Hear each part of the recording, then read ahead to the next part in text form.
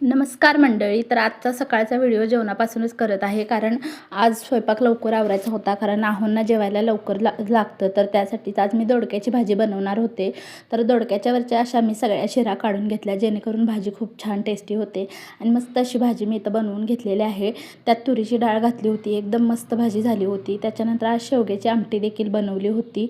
आता सीजन आहे तर भरपूर प्रमाणात ही बनणार आहे. त्याच्यानंतर पाणी आलं होतं, तर पाणी घासून भरलं. आणि नेहमी जेव्हा जेव्हा पाणी येईल तेव्हा मी असं घासूनच भरते.